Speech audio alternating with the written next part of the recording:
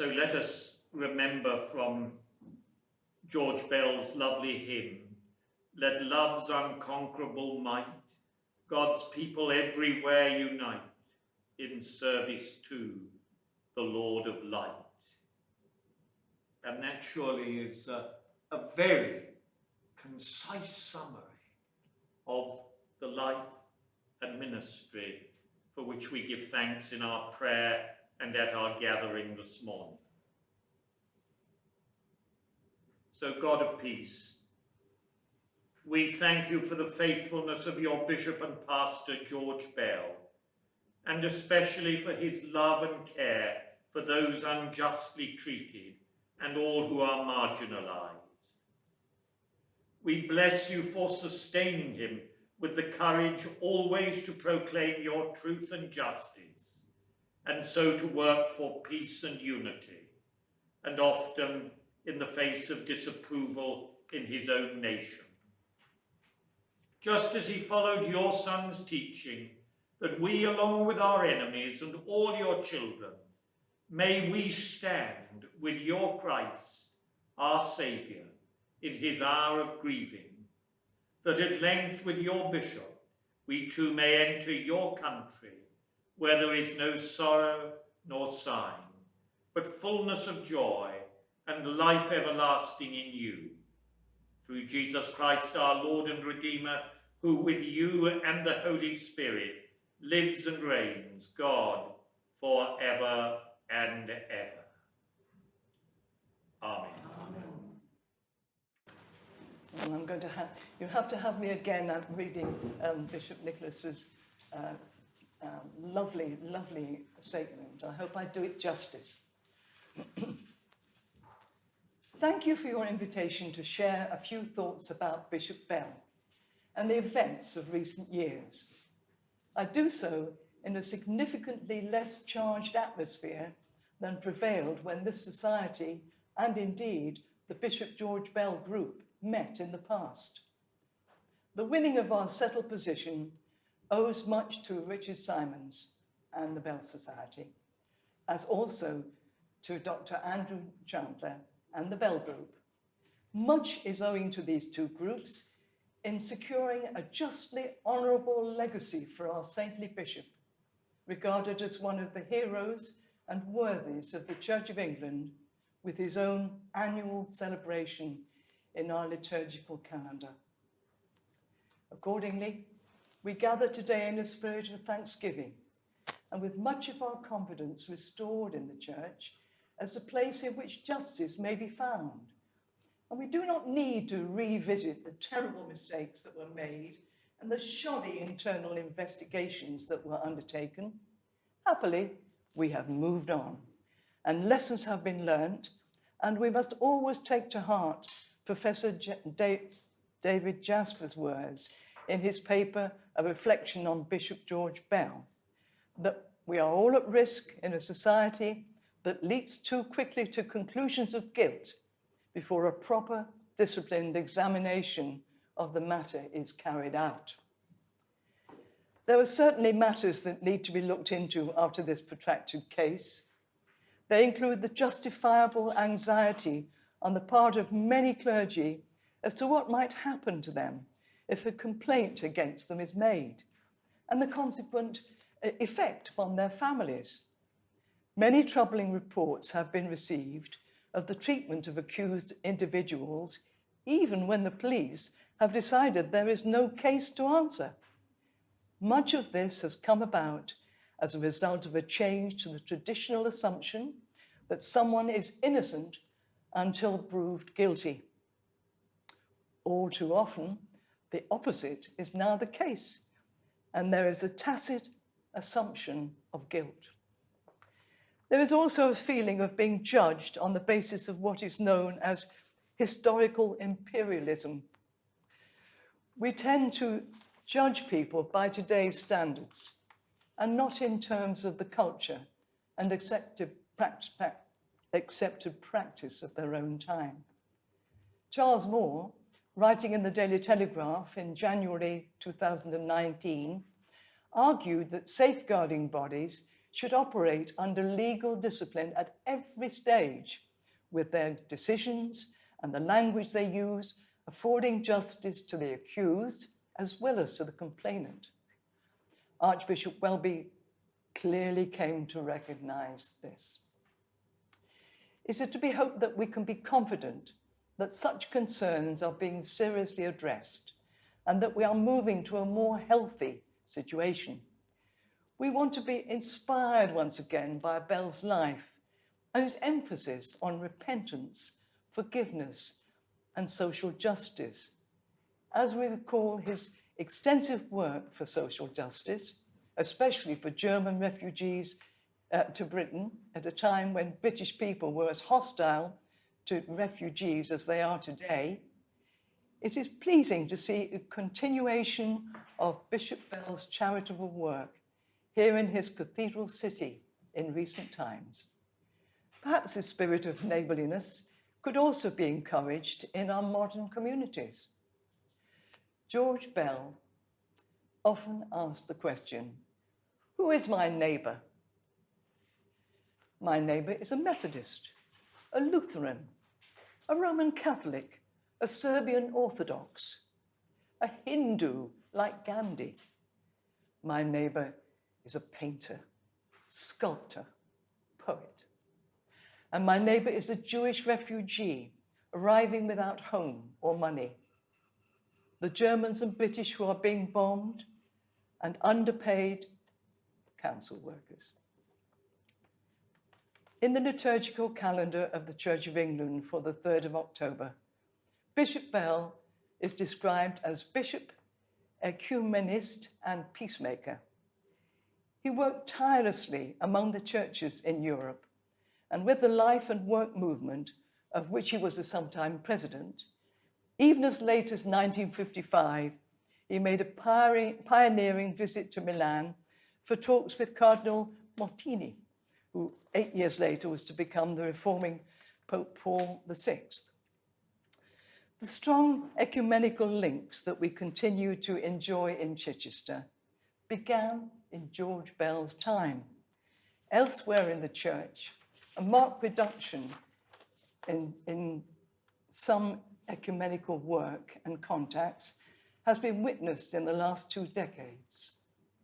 We might with benefit look to George Bell for encouragement to redouble our current efforts in this vital area of activity in the churches. At a time when central funding for the arts has been considerably cut, we need to recall how important Bishop Bell believed it was for the church to give its blessing and encouragement to the arts. Artwork inspired by George Bell is to be found in Chichester Cathedral and in many of the churches of his former diocese, some of it by the German refugee Hans Feibuch. The bishop regarded art as a form of worship and recognized that it should not be elitist.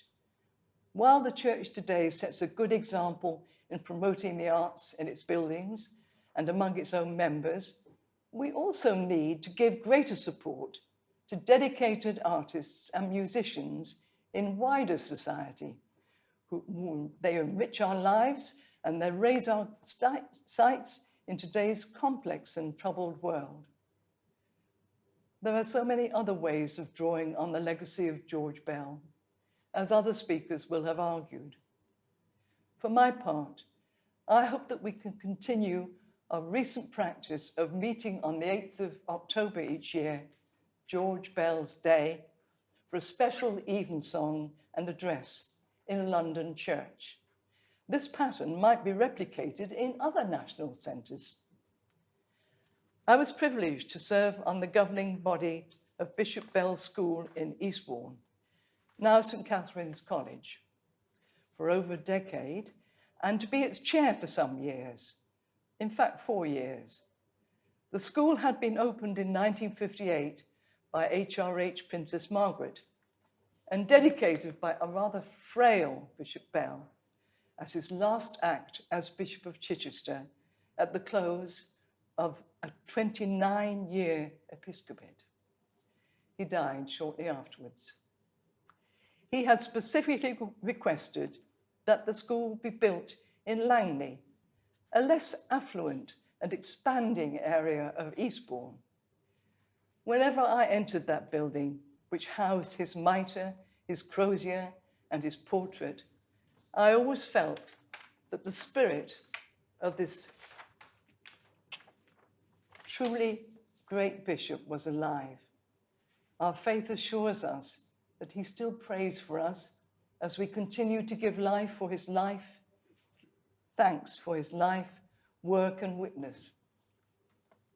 In his excellent tribute to Archbishop Desmond Tutu, another courageous bishop who spoke out against injustice, the present Archbishop of Canterbury quoted some of Tutu's words, which could have come from the mouth of George Bell. Goodness is stronger than evil. Love is stronger than hate. Light is stronger than darkness. Life is stronger than death. Victory is ours through him who loves us. Well, after that wonderful tribute, I'm going to become very much more local and talk about Chichester itself. I've lived in Washington with Diocese for a large part of my life. I became more deeply involved in the cathedral when I retired some 25 years ago. And at that time, I became and have continued as a volunteer in various roles. I trained as a cathedral guide, although my most active role was as head doorkeeper, which I did for 19 years. This work comprised oversight of a team of approximately 170 volunteers who were responsible for providing a special welcome for our many visitors. We established a high reputation for the warmth and friendliness of our welcome, as well as the knowledge of cathedral history. I'm no longer a welcomer or a doorkeeper, but I'm still active as a cathedral guide, which I much enjoy. The inevitable outcome of this activity meant that I built up a considerable knowledge about and understanding of the thoughts and feelings of our whole cathedral community. Now, I must say at this point that what I'm about to say is purely my own thoughts and opinions. I'm not here on behalf of the cathedral community, although I'm very conscious that what I'm about to say does reflect probably the views of a very high proportion of the volunteers who operate in the cathedral. We were much shocked to learn about the accusations made about Bishop George Bell, and many people were deeply distressed at the destruction of Bell's reputation by the church authorities with very doubtful evidence. The Archbishop stated at that time that there remains a shadow over Bell's life and reputation. The subsequent investigation was seen to be very sketchy and not always well attended by those people who would have been around Bell at the time of the supposed events. Further in-depth investigation by eminent lawyers was totally disregarded. Most recently, the Archbishop has withdrawn his first statement and stated that he made a mistake. So far, there has been no follow-up to the announcement by the Archbishop, no follow-up from Bishop or Dean here in our cathedral. And this failure to speak about Bell after the Archbishop's statement has caused considerable distress in our cathedral here. It is felt now that the Church, both nationally and locally, should very publicly restore the Bell reputation and acknowledge his work for good throughout his ministry. Chichester, sadly, continues to live under an unwarranted shadow which dominates our lives.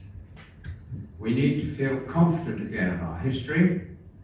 We need to look forward with pride to our future, and I believe this can only be achieved by restoration of the great name of Bishop George Bell and the fine reputation. And this must be done not sometime, maybe, whenever, but it must be done now, today, in order that we can hold up our heads with pride. Thank you. Right, this is Christopher's statement. I'm sorry not to be able to attend this year's Building Bridges conference, especially as it will surely mark the long-awaited turning point in our campaign for justice for George Bell. Archbishop Welby, having dispelled the cloud over George Bell's memory, there can be no logical reason for that memory to continue to be trashed. So I'm full of hope that by the time you read this, everything will be done to salvage as much as possible of Bishop Bell's fine reputation. I must pay tribute to Richard Simons for his dedication during the long, dark days when justice seemed a long way off. And our initial hopes after Lord Carlisle's report led to precisely nothing being done, and all went quiet. Richard it was who blew on the dying embers and never let what became only a tiny flame go out. I'm sad that David Hopkinson did not live to see the realization of his hopes that his friend Bishop Bell would have his memory restored untarnished. As prime mover in putting to good use the sisters' surplus funds in converting George Bell House, David had deep longing for its name to be restored to George Bell House, the name chosen by the sisters themselves. I share a personal interest in that hope, as if there is a failure to restore the name in my short remaining lifetime, the cathedral will lose a £50,000 legacy from my will. Finally, I misjudged Archbishop Welby. My fear was that his insistence on a cloud over Bishop Snell's name had become an entrenched view. It takes a big man to recant in the way he did, and he is deserving of our sincere gratitude. I have a note from David Lamming, which precedes Martin Stewell's statement. And this is what David Lamming wrote to us. While not intending to attend your conference on the 1st of February, I'm happy to endorse, support, put my name to the short statement Martin Stewell has sent you. And I will now read Martin Stewell's statement with my glasses on. The defence of Bishop Bell has proved to be a watershed in the life of the Church of England. The process that led to him being accused was deeply flawed, and this was apparent from the outset to anyone with the slightest experience of safeguarding in the secular world. Even so, it took a lengthy campaign across many institutions to restore the bishop's reputation. It is only recently that the Archbishop of Canterbury acknowledged that his initial failure to accept the decision of the independent review was a mistake. I knew little of George Bell until I began critiquing the way he had been treated by the Church, which he faithfully served with distinction. Knowing more now, I suspect he would be pleased to know that as a result of our joint efforts, many who have suffered at the hands of the Church have been emboldened to fight for justice. Survivors were among the first to agree with us that secret process makes for bad outcomes. They knew instinctively that a church willing to sacrifice one of its great saints for a cheap reputational win was no friend of theirs. Since then, we've been inspired to carry the process of reform forward on a number of fronts, but much remains to be done. Church integrity really matters. Richard Harries, Lord Harries of Pentragarth. I would like to express my admiration and gratitude to those who fought so tenaciously to clear the name of Bishop George Bell. Their example of pursuing the truth in the face of opposition has been in the best tradition of George Bell himself. We need to keep his memory and examples alive in relation to the many pressing issues of our own time. And I congratulate the organisers of these events for doing just that in these 2022 conferences. And this from Frank Field, Lord Field of Birkenhead. I want you to know that I'm with you in spirit, and that I hope our next success will be to see George Bell's name remounted in every place where it was taken down. I wish this conference every success in its endeavours. And this is from Daniel Hodson. He's the chairman, as many of you will know, of Chichester Cathedral's roof appeal. Bishop George Bell is one of my great ecclesiastical heroes, and I'm totally supportive of this conference's objectives. And from the Reverend Peter Mullen, all good wishes for a good conference. This is another very important, very beautiful statement from David Jasper. This is another very important, very beautiful statement from David Jasper. That's the Reverend Canon Professor Jasper. I don't know, did any of you come to the 5th of October 2018 conference at Church House? Yes. Yes, well, you may remember, you will certainly remember, you may remember how well he spoke. He spoke beautifully. And so it's a particular privilege to read this from David, who is, you will know, the brother-in-law of Nicholas Reed. There should be no more to be said regarding the unhappy episode of the accusations made against Bishop George Bell. It is over, with hurt on all sides, and those who still refuse to close the door on it will have to live with their own consciences. What it has shown us, among other things, is that we are all at risk in a society that leaps too quickly to conclusions of guilt before a proper, disciplined examination of the matter is carried out. In a culture where undeniably there is much cruelty and crime committed against innocent victims, among them children, it certainly behoves us to be attentive and infinitely careful, but that must never be at the cost of justice, a meticulous attention to truth, and an ultimate desire for reconciliation. Second, it has shown us that the Church, not least, must lead in teaching a gospel of love and reconciliation for all, and that this will almost certainly involve each one of us absorbing the hard lesson that we must admit that we have. At times, be mistaken, for without this lesson, a mistaken judgment can easily lead to something worse, festering into further wrongdoing, and it is never easy. But let us now remind ourselves of Bishop Bell as a priest and as a statesman. As I write, the world is mourning the death of another great churchman, Archbishop Desmond Tutu. Now and then, the Christian Church is blessed with a truly great leader.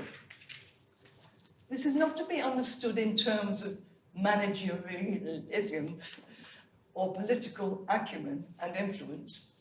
Rather, it is the kind of leadership that draws us back to the fundamental principles of Christian faith and life, in a fierce and uncompromising stand against injustice, in a burning love for humanity, and especially where humanity is ground down by poverty or oppression, in a steadfast adherence to our Lord's teaching that we must be prepared to forgive and forgive again, even when that seems impossible.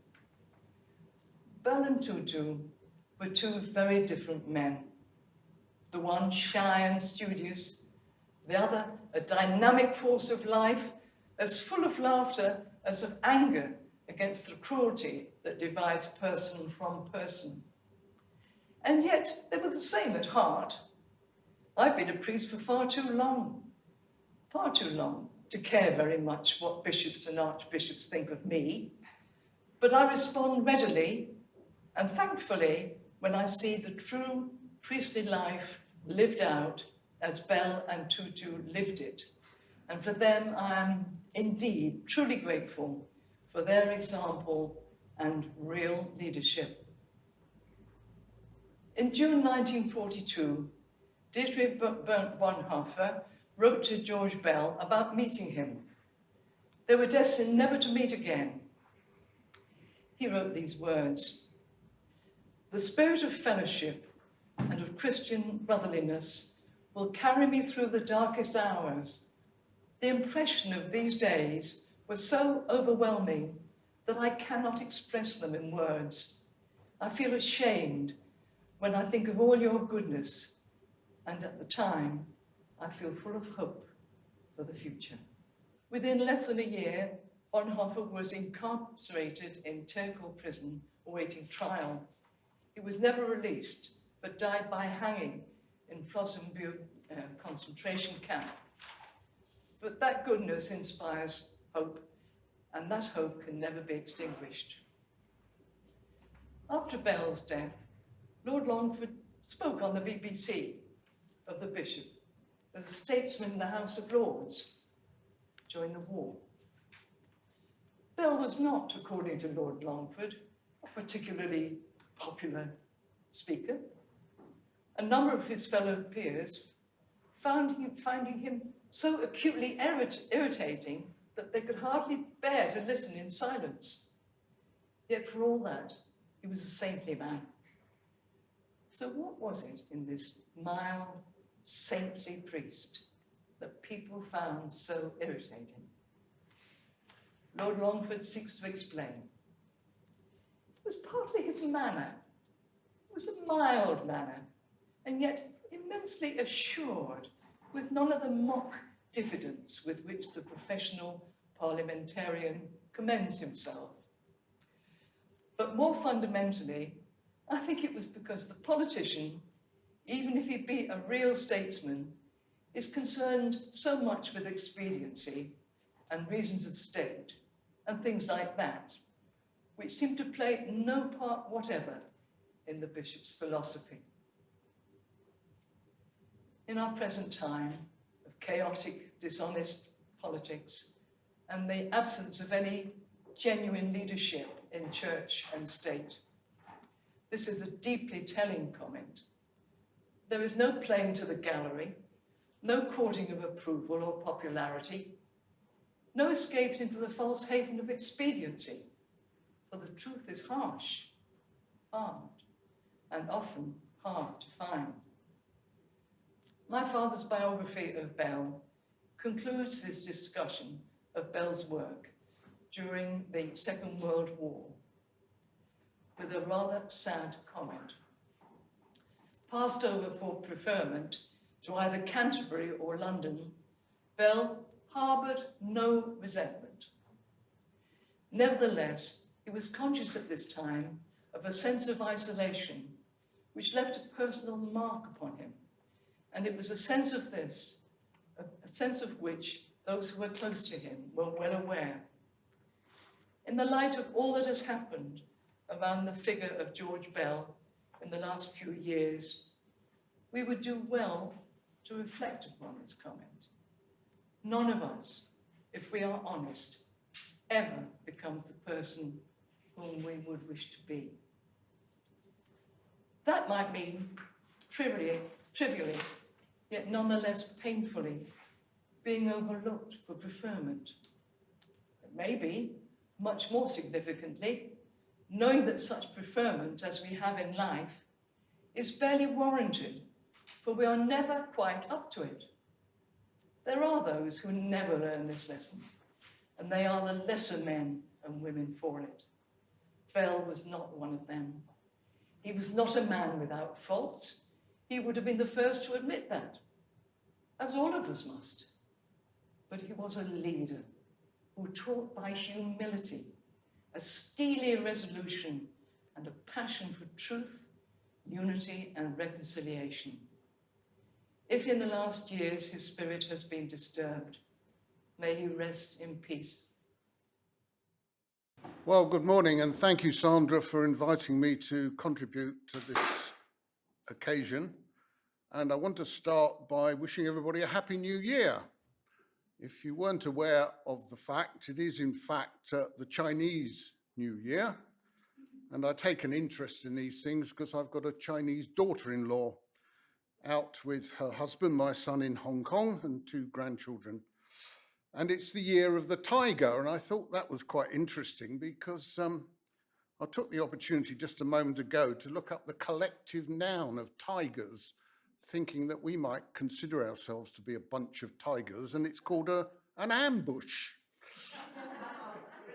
I've absolutely no idea who we might want to ambush, but there we go.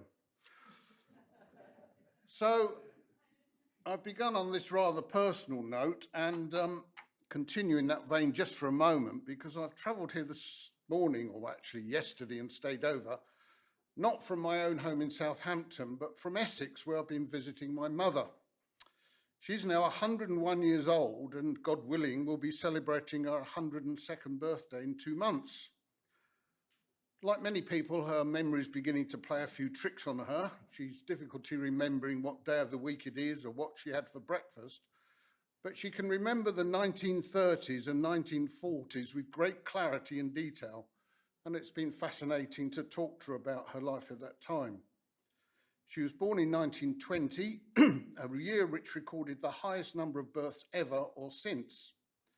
At the age of 19, she joined the Auxiliary Territorial Service, ATS, and her fiancé, later her husband, and even later my father, joined the Territorial Army. He was part of the British Expeditionary Force, which went to France in 1939 after Britain and France declared war on Nazi Germany on the 3rd of September of that year. In May 1940, he was one of the 338,000 rescued from the beaches of Dunkirk during Operation Dynamo.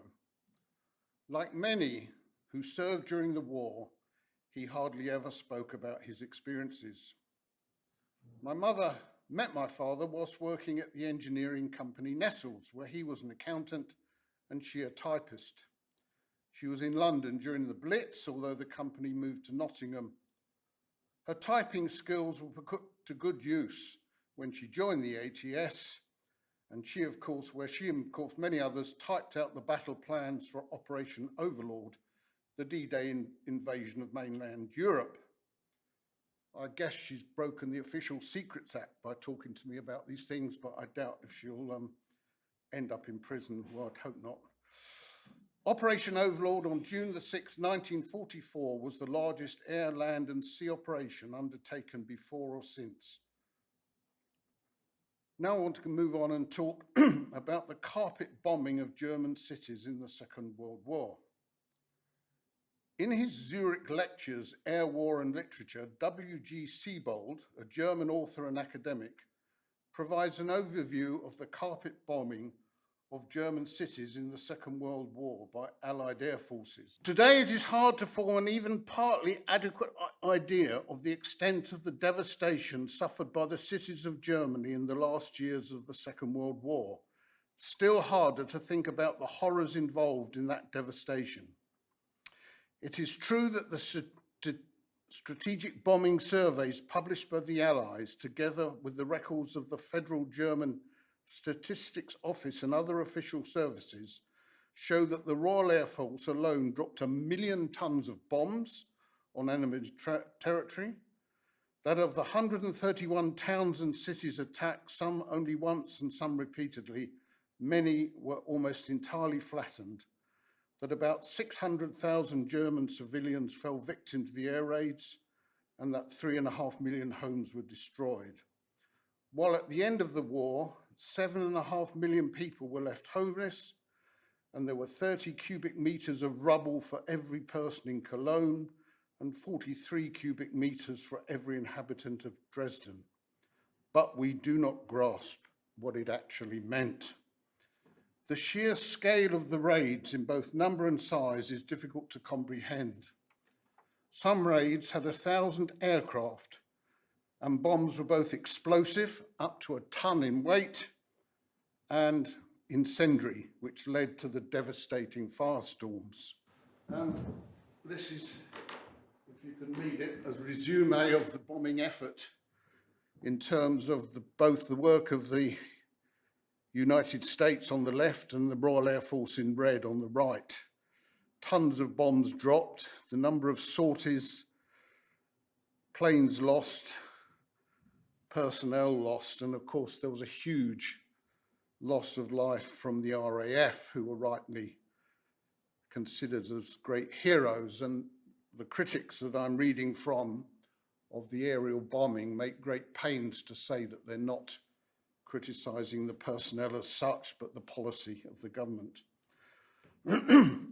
Seaborg goes on to reflect upon the complete absence of any critique of the Allied bombings of Dresden on February 1945 by German writers, despite the outspoken criticism by leaders in Great Britain. Quote, but in contrast to the mainly passive reaction of the Germans to the loss of their cities, which they perceived as an inescapable calamity, the programme of destruction was vigorously debated from the first in Great Britain. Not only did Lord Salisbury and George Bell, Bishop of Chichester, repeatedly and very forcibly express the opinion, both in the House of Lords and to the general public, that an attacking strategy directed primarily against the civilian population could not be defended morally or by the laws of war, but the military establishment responsible for conducting the campaign was itself split over this new kind of warfare. The continuing ambivalence in the appraisal of the Battle of Annihilation was even more pronounced after Germany's unconditional surrender.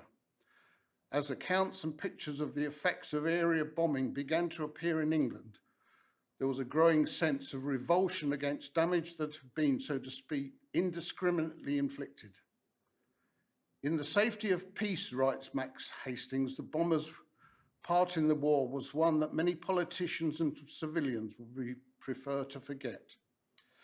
Retrospective historical accounts do not clear up the ethical dilemma either. Feuds between various factions were continued in memoirs, and the verdict of historians trying to maintain an objective balance swings between admiration for the organisation of such a mighty enterprise and criticism of the futility and atrocity of an operation mercifully carried out to the end against the dictates of good sense. Next section, was it a crime? A.C. Grayling, in his book Among the Dead Cities, Is the Targeting of Civilians in War Ever Justified?, has considered this question in meticulous detail and depth. Quoting again, in the course of the Second World War, the air forces of Britain and the United States of America carried out a massive bombing offensive against the cities of Germany and Japan, ending with the destruction of Dresden and Tokyo, Hiroshima and Nagasaki. Was this bombing offensive a crime against humanity, or was it justified by the necessities of war? These questions mark one of the great remaining controversies of the Second World War. It is a controversy which has grown during the decades since the war ended, as the benefit of hindsight has prompted fresh examination of the, quotes, area bombing strategy. The strategy of treating whole cities and their civilian populations as targets for attack by high explosive and incendiary bombs, and in the end by atom bombs. Part of the reason why the area bombing controversy continues to grow is that in today's Germany and Japan, people are beginning to speak about what their parents and grandparents endured in the bombing attacks, and to see them as victims too, to be counted amongst the many who suffered during the immense global conflict. What should we, the descendants of the Allies who won the victory in the Second World War, reply to the moral challenge of the descendants of those whose cities were targeted by Allied bombers? Peter Hitchens, journalist and columnist for the Mail on Sunday, and as I'm sure you know, a great supporter of this organisation, wrote that Quotes again, the late Bishop George Bell, incomparably the greatest figure produced by the Church of England in modern times. He was a friend and sponsor of the arts in the service of God. He was among those who first discovered the genius of Gerald Manley Hopkins. He encouraged T.S. Eliot to write his great play, Murder in the Cathedral. Later, he was among the first to see the menace of National Socialism in Germany, tirelessly spoke for those persecuted there when this was an unfashionable and awkward cause, and became a close friend of the martyred Dietrich Bonhoeffer. And then, in the face of sour hostility from Winston Churchill, he publicly attacked the policy of bombing German civilians in their homes, to this day a divisive and painful issue in Britain. This almost certainly prevented him from becoming Archbishop of Canterbury, a post he would greatly have adorned.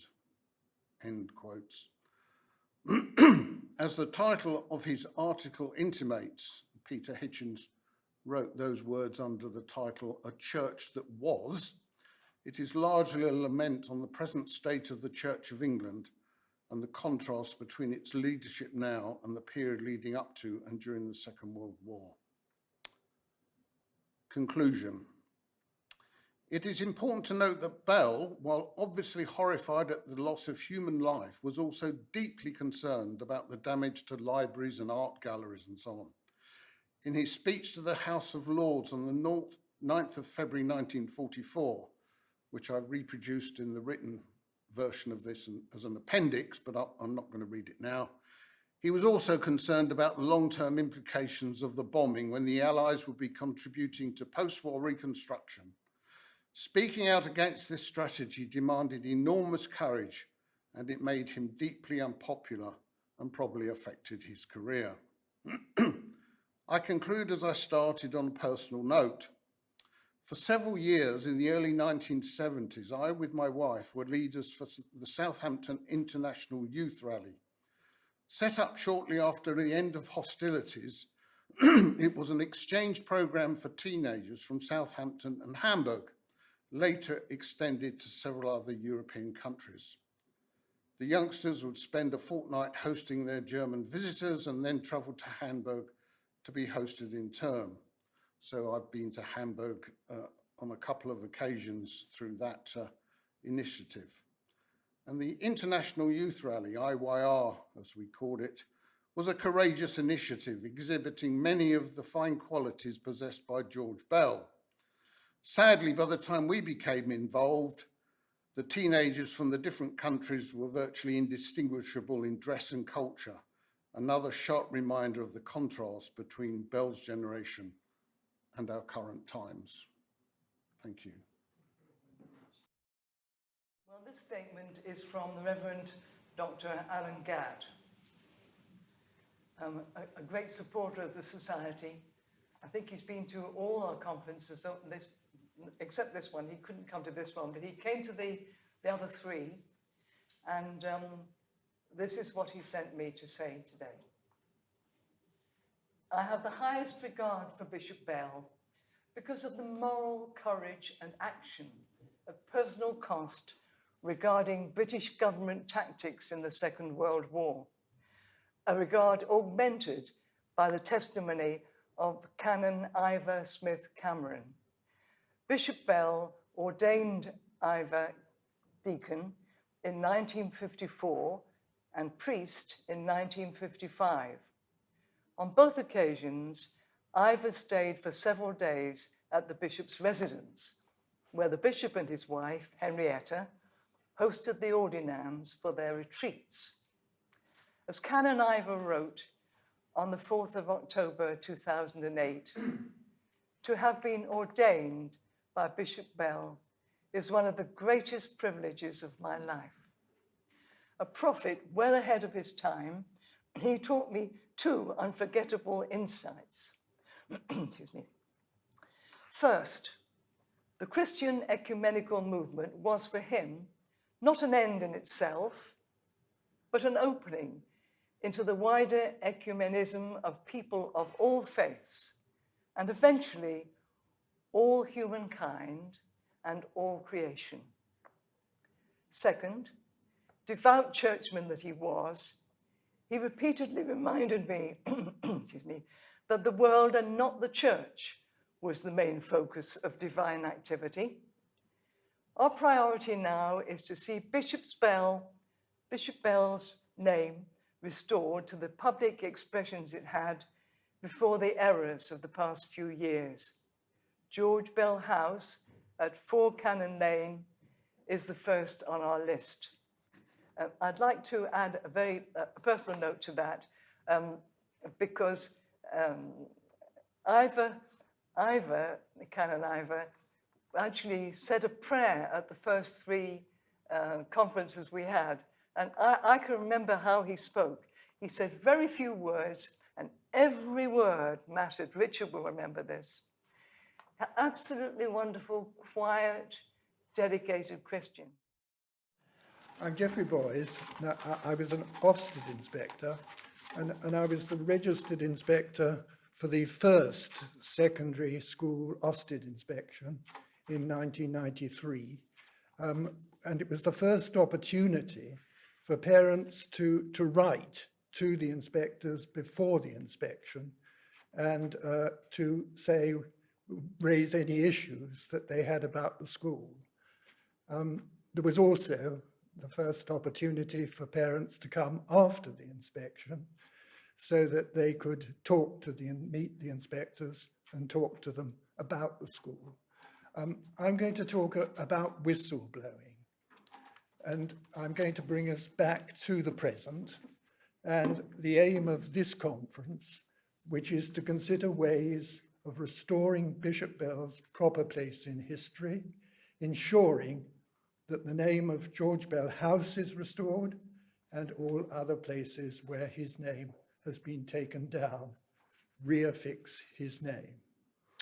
And I want to bring you to the paragraph in the audit report that the Cathedral have just received from the Social Care Institute for Excellence, that's the SCIE, Social Care Institute for Excellence.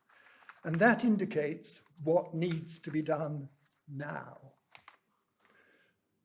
It says, and I take a paragraph which I believe is relevant now. The Cathedral whistleblowing policy and procedure is not adequate for reporting concerns about safeguarding matters. Its location as an annex to the safeguarding policy, which has no index, its restrictions as applying only to Cathedral employees, and the lack of ability to search for it on the Cathedral website makes it unlikely to be used. It would be helpful to consider how a potential whistleblower might raise a concern if it related to the Cathedral's senior leadership, including members of the chapter. That is all on the Cathedral website now, and it's there at the end of this report. The Archbishop's recent statement about George Bell has made it clear that there is now no controversy. However, the SCIE report also says that these decisions are still proving controversial for some. Was this statement in the report negotiated with the Cathedral, or is it still the view that some members of the chapter that there is still a controversy? The Dean has responded. He says the Cathedral has begun to take action, some of the suggested changes, and working with the diocesan safeguarding team, the chapter will soon be responding with its safeguarding action plan. What will this plan say about changing the culture of the Cathedral so that a potential whistleblower might raise such a concern? It's a quirk of fortune that I have tried to blow a whistle 3 times in 3 very high-profile cases during the last, well, it's going back 40 years. They all reached the headlines of the news in the BBC News. On each occasion, in retrospect, I should have blown the whistle more loudly. Any questions, anybody? Jim, did you say you were a whistleblower in the George Bell case? Yes, I was. And which whistle did you blow? I mentioned in the Bryden report, and so you will all know about it. I mentioned by name in the Bryden report. My name is spelled B-O-Y-S. In the Bryden report, it's spelled B-U-O-Y-E-S, which is an interesting naval connection, perhaps. But I mentioned in the report, the clergyman who came and whistleblowed beside me is not mentioned by name. And I wasn't alerted to the fact that I was going to be mentioned by name. And I felt there should have been some follow-up to my blowing of the whistle on that occasion. Which particular aspect of the report were you keen to see exposed further?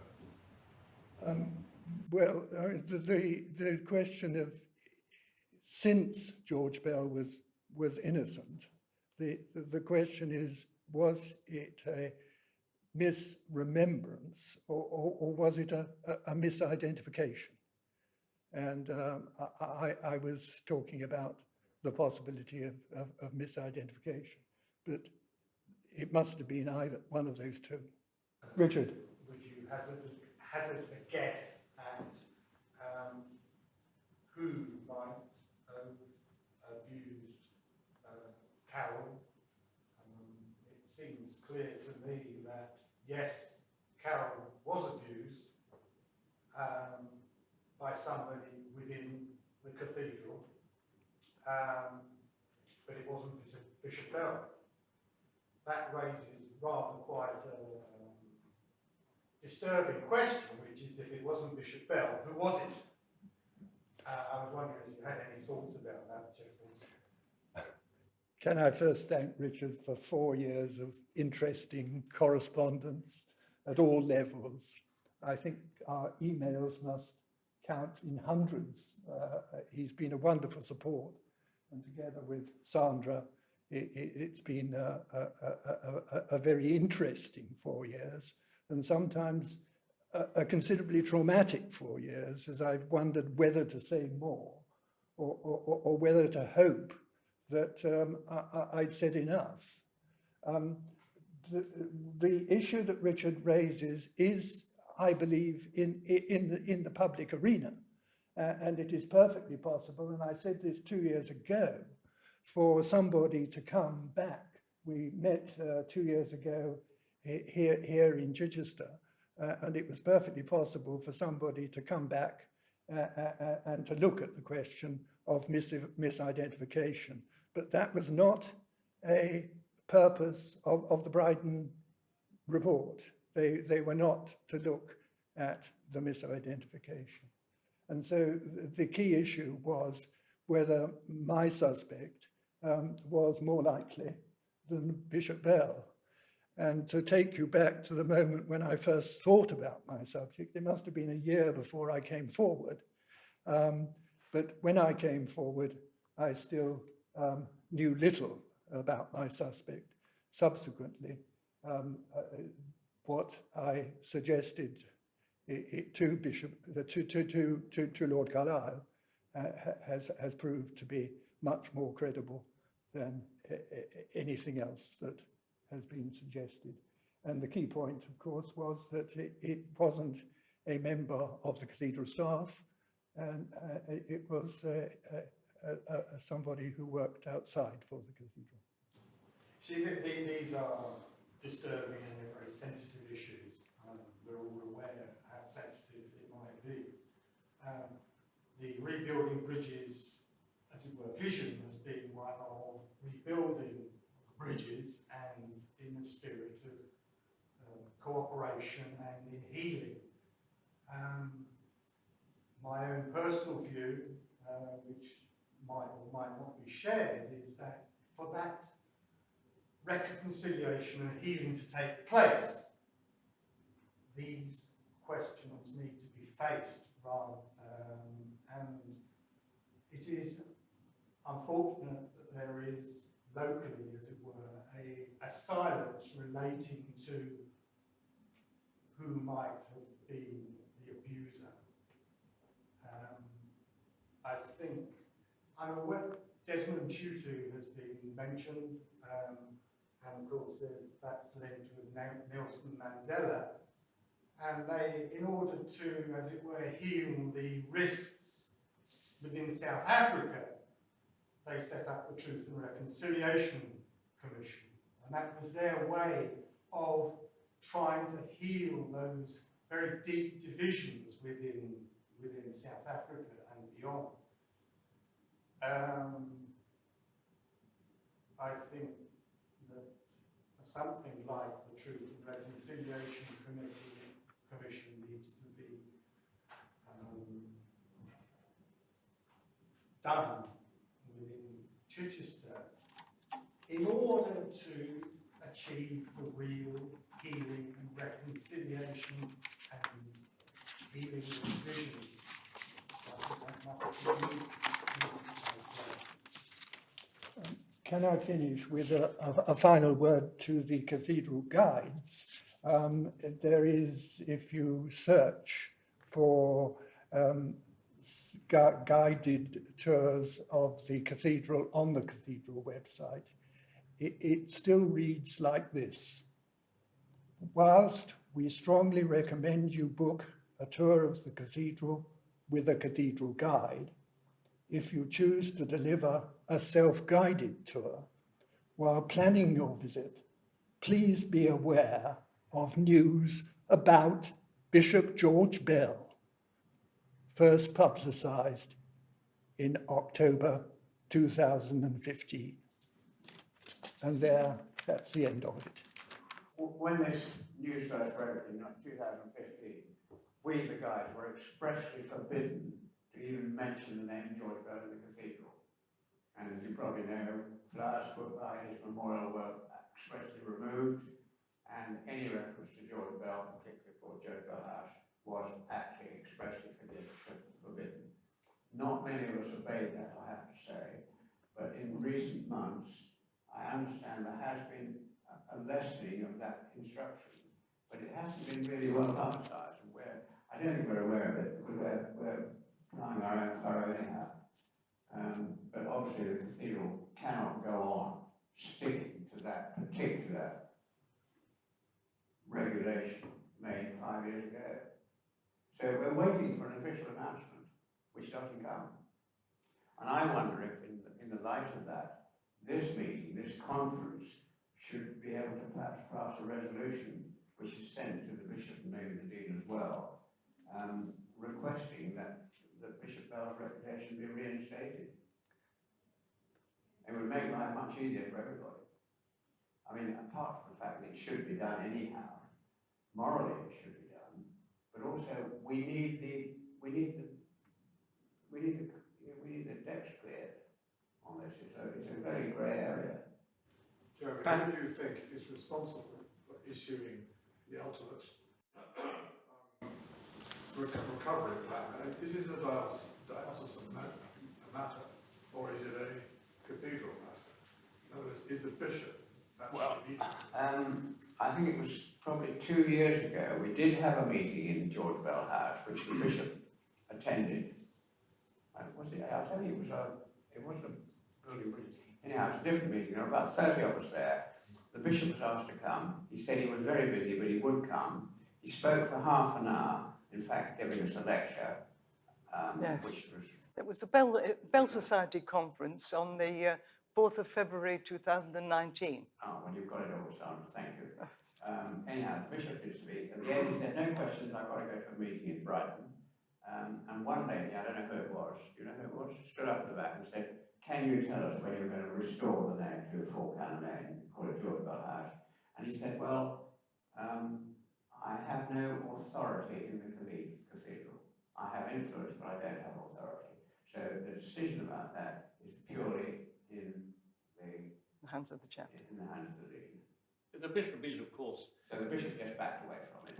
When you talk to the dean about it, which is very difficult to do anyhow, he doesn't like talking about it, his answer is, well, my hands are tied. So they're both denying responsibility for this. But in fact, what ought to happen now from our point of view is the dean ought to make a public announcement that George Bell's name is restored and that we're officially allowed to talk about him and his reputation. But it just does not happen. And that is what we're very concerned about. And I wonder if we cannot now pass a resolution to the bishop, or bishop and dean, I'm not quite sure which. Before we do that, I think you wanted to say something. I mean, the only thing I wanted to say about the cathedral and the bishop, I mean, the bishop is the visitor to the cathedral. Yeah. I mean, when I was a diocesan bishop, everybody used to sort of talk about your cathedral. And that, since the Reformation, that's no longer been the case. I always used to say the only thing that's actually mine here is the bishop's cathedra, the throne where the bishop sits. So, you know, we are dealing with this about Bishop Bell, not so much his place in the diocese, but his place in the cathedral. That's where our concern is at the moment. As you know, there's been sort of fresh governance to cathedrals in recent years, and I think that there would be something to be said for opening this up, perhaps a little bit further, and requesting the Cathedral Council to look at this. I mean, you know, there is the chapter, there is the College of Canons, and there is the Cathedral Council. I'm not sure who is actually the chair of the Cathedral Council. The bishop is in attendance at the Cathedral Council. Now, it's well known that some bishops don't go very often, largely because of diary pressure. In my own defence, I have to say, I always gave, when I was Bishop of Blackburn, I gave a strong, a high priority to the Cathedral Council and made sure that I was always there. The bishop certainly gets the minutes of the Cathedral Council, so I think you could consider a motion or a request for clarification from the Cathedral Council. Do you think we could ask the Archbishop if he'd be prepared to meet members of the Bell Society when he comes here in March? He is. Probably the George Bell Group. Yeah. I think it would be helpful if perhaps we asked for a meeting with the Bishop of Chichester. Right. You mean the Bell Society? Yes, the Bell Society. Well, but we've tried that. Well, we've had him to our... Yeah, you have, but I mean, since the Archbishop's statement, Yes, okay. I think, you know, I see that we're in a new time now. Yes, we are. And hopefully we've begun to move on. And I would be very surprised if Bishop Martin wasn't actually prepared to meet you. Yes, may I just, I do apologise if my peers have Yes. spoken In 1 minute. about this, but I think the issue is very serious. The fact that the chapter has not made a decision about George Bell House is deeply disturbing. We don't know that they haven't. We don't know the outcome of that meeting. I can tell you that they haven't, because they had a meeting last Tuesday on which no decision was made. See, there's a kind of, as it were, the golden thread of justice, which is basically the presumption of innocence, and you've got to be, you're innocent until proven guilty. That's a huge matter of law, and that there's been a miscarriage of justice relating to Bishop Bell and others, and there needs to be a kind of kick up the pants, if for using it diplomatically, for certain people, and saying this is a serious issue that needs to be addressed quickly. It should have been addressed immediately after the Archbishop's pronouncement. I think this is what you're suggesting. One was hoping that, as it were, the chapter would further the cause of justice, and not pervert it. And I think it is as serious as that. And as, of course, one meets up with these people, and it's important to do, and it's got to be done in a spirit of reconciliation and healing. But at the same time, there is an urgency. There's been a miscarriage of justice, and that needs to be dealt with fast. Somebody over there. Well, what I want to say actually follows on from that kind of thing. If he has no authority as an archbishop over a bishop, as a human being, he could at least talk to the bishop and to the dean about the importance of saying you're wrong and asking for forgiveness for all the trouble that's been caused. I mean, we are in a world of that at the moment, aren't we, with Boris Johnson and all the rest of it. You know, apologies can happen, but they have to be sincere. I mean, I sat in this room, and I know Jeremy was there too, and maybe some other people, just after the announcement was made by Carol, and there were a lot of people here desperately distressed by it all, and the dean, and he was new, poor chap. I mean, it was thrown at him almost as soon as he got here, and that was tough. But there were other people, including our cathedral safeguarding person, who were trying to convince the mass at the end of the hall that George Bell was guilty, because it had been proved that he was guilty, they said. And it was awful, it really was. And there were people, tragically now no longer with us, like Mike Seisland, Colin Clark, Peter Blackwell, Hugh Doggett, very, very upset, grown men, because of the situation that was like that. And I had a long chat with the dean afterwards, as longest chat I've ever had with him. And I talked about when I was a Sunday school teacher at 15, and my father had just died, and I had a long chat with the then Bishop of Bedford, who became Bishop of Jerusalem. Late into the night, we talked for hours. He didn't touch me, but he could have done. And I could have been written to that lady's solicitor who dealt with Carol and told her about it, and we could have made up a story. Now, having said that, I have no doubt that Carol was abused by somebody, but I also am absolutely dead certain it wasn't a George Bell. And we need, she's had her payday.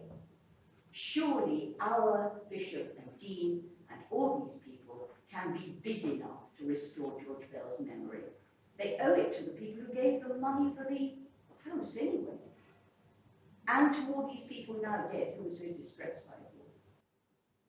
If I may say so, I think that the worst feature of this current situation, and I mean since the Archbishop's statement, is that there has been total silence from the cathedral. And we as a cathedral community are in limbo. And the morale in the cathedral is plummeting, simply because we've heard nothing. If we just need to be explained why we've heard nothing, that would help. Indeed. But not even that. So they can't go on hiding their light. And that's what we really need to tell them. I was just going to say, Sorry, Terry. I looked today on the website for the cathedral, and you'd hardly know George Bell as There's nothing on there. So it's silence as well as the incorrect things. It's It's been airbrushed out of history. There's one good feature. The new guidebook produced for the cathedral a few months ago has got quite a section about George Bell. That's It's good. that's very comforting. A replacement. Yeah. So these are two statements given by, again, two people who, with Canon Ivor Smith Cameron, always came to the three Bell conferences we had before we had this fourth one. This is from Vasantha Gnanados. My interest in Bishop George Bell began because my father admired him. I'm a member of the Bell Society, the George Bell Society. I find it heartening that 60 years after Bishop George Bell's death, his legacy has united a diverse group of people. This is such a rare gift and shows us his enduring goodness and prophetic qualities. He would recognize the humanity in each one of us. This has been very important at a time when the Church of England has been ineffective in providing spiritual, moral, and theological leadership. The people who've campaigned to reinstate Bishop Bell's good name include powerful advocates, quiet supporters, academics, students, journalists, historians, the outspoken, the calm, the young, the old, and people of different cultures and faiths. This was possible because we learnt from his example. Have you any comment to make on that?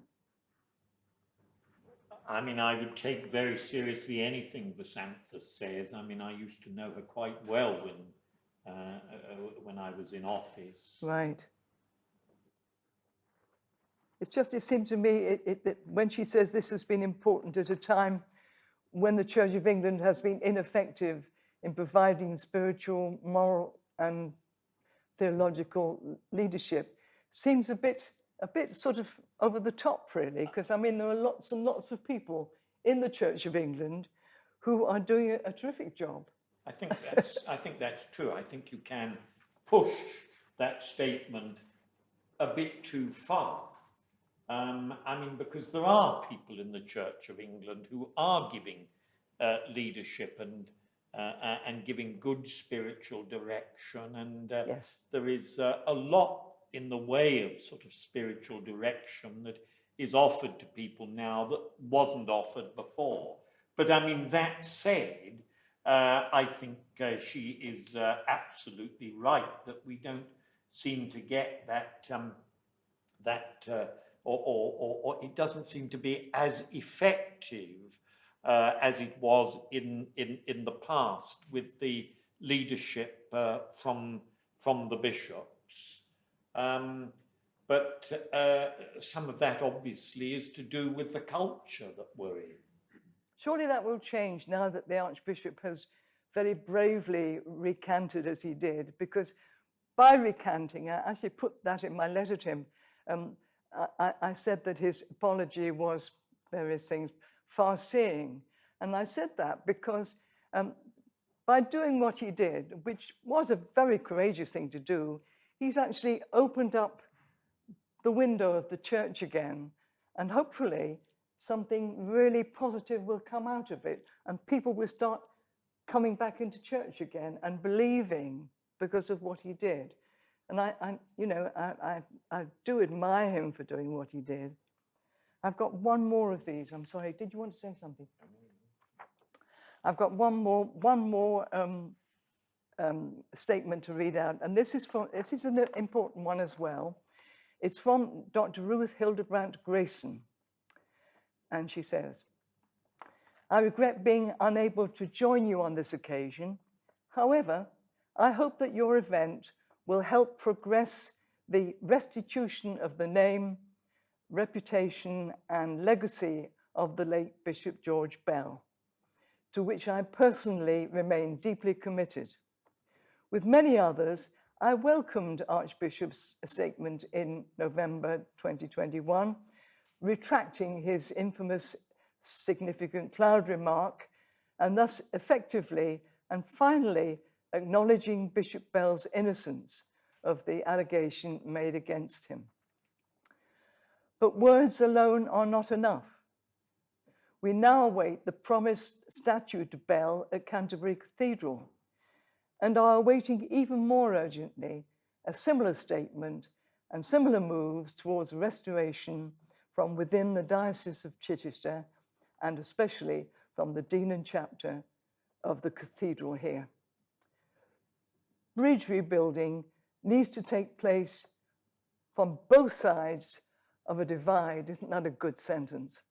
I believe that any future rebuilding bridges event must involve the participation both of those living more locally than I do, who have been affected much more than even I have by the daily visual reminders of the various attempts to traduce the great bishop's reputation, and by those who alone are in a position to restore them. In the meantime, perhaps I may be allowed to commend to you all the new Bishop George Bell, sorry, I'll start that again, I beg your pardon. In the meantime, perhaps I may be allowed to commend to you all the new Bishop George Bell Memorial Fund, hosted by Barnabas Fund, which has been established to enable Bell's work with persecuted refugee converts to Christianity to continue this century. It is my profound prayer that by helping to perpetuate his work in practical ways, the true legacy of the late bishop will eventually be fully recognized. Is Tony Wheatley here? Tony Wheatley? Yes. Tony. I wanted to read, if you'll allow me to, or if you would rather read it yourself. I'd like to read, no, just, hold, Richard, be quiet. Richard, be quiet. Shall I read your poem? Because I know it came out. I mean, the poet is the worst person to read his own words, I'm sure. So please do. Is that all right? There you are, I have his permission. Well, this was, remind, Tony, no, I'm going to read it. No, I'm going to read this. Tony, Yeah. remind me when this went into the newspaper. Oh, it was in December, sometime early December. Yes. No, I'd like to read this. Oh, go on. Okay. This is from a poem from Tony Wheatley that was published in the Chichester Observer. When? And the poem is with thanks to Ralph Hodgson. When was it published called- again? It's important that because it's in the past, so you have to say Early December. early December, right? Early December. Yeah, When? that's when it was published in the Chichester Observer. Last year. Last year. Yeah. Okay, this is called Bell of Heaven. 'Twould ring the bell of heaven, the purest chime for years, if prelates gained their senses and clergy came to theirs. For no significant cloud over Bishop Bell of Chai spells confusion, obfuscation. A cloud that's insignificant stretches imagination. Ecclesiarchs and minions. Frank's speech we need from you. Dispense with insignificant clouds. Bell's nature's shining through. Do not compound your insult. Do not delay straight talk. Welby, Warner, and your like are saintly bells magnificent. Please tell the world today, George Kennedy Bell is innocent.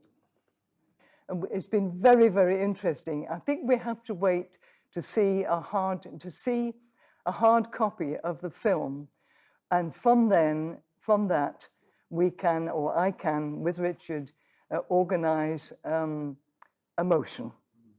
I think that's it, because we've now got several motions swimming around, or several very good ideas, and they've got to be got together carefully when the time comes. And I think on that note, unless anybody has anything else to say. I mean, I'm very interested in what's been said about sort of cloud as opposed to significant cloud, and I don't know really whether that is the way that the general public have seen this announcement. I've not heard that anywhere else.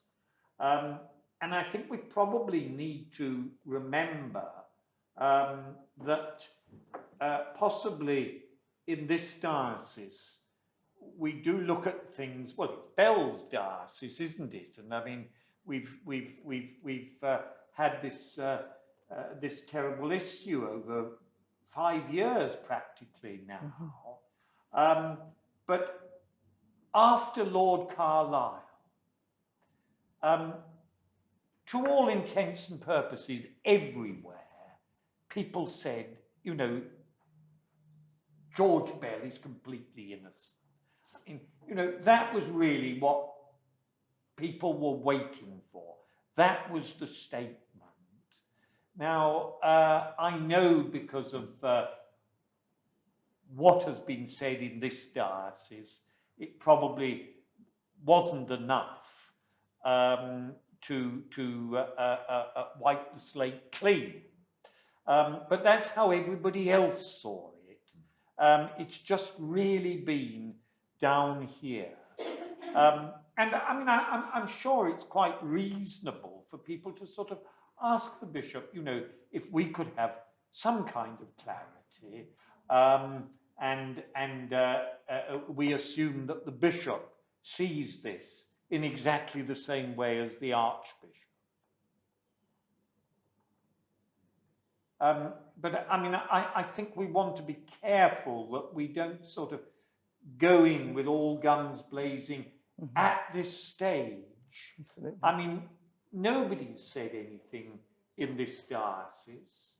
It's perfectly reasonable that we are expecting something to be said, and sooner or later, if nothing is said, then it doesn't seem to me at all unreasonable to metaphorically knock on the bishop's door, or perhaps knock a bit harder on the dean's door,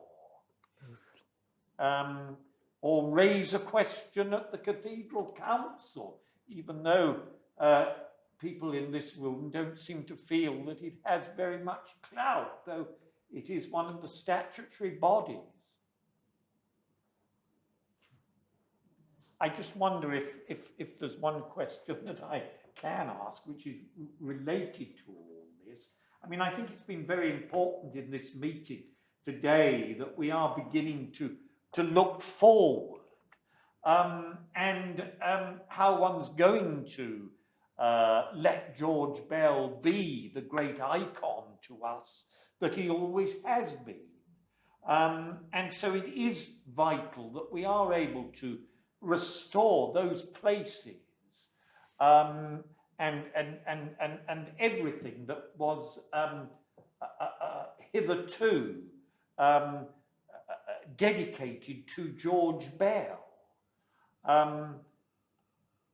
I mean, obviously, George Bell House is the most important, but I'm just wondering about other places. I mean, one heard a long time ago when all this broke, of sort of tea towels being hung over memorials and things like that, and plaques to when George Bell had dedicated something, on which was absolutely absurd. But there we are. I mean, I would have loved to have had Bishop Bell's School in Eastbourne called again Bishop Bell's School, but I do have to be absolutely fair and say that I know that they were changing the name before the incident concerning George Bell. So I don't think there's any way that that can come back. But I've had a word with the deputy head, who has put George Bell's portrait in his office. I think we're hoping that it will go somewhere more significant. And there is also, as I said in my paper, that his crozier and his mitre that used to be in the entrance hall. And I think, you know, we can ask if it's possible for that to come back. But I'm thinking of other places, and I don't know where the other places are. Well, it's a very, very brief final remark, because everybody has taken such a huge amount of trouble, not just to come here, but to listen and to talk and to discuss. And I think this will all show when we've got a film of the conferences. You'll see the great part that everybody's taken, the great part that people have given to this. And my final word is a word that I relate completely, I think most of us do, to the way in which the attitude that George Bell had to other people. So my one word is love. Thank you very much all for coming. Thank you. Thank you. Thank you. Oh, goodness. Thank you very much. And Richard deserves a clap.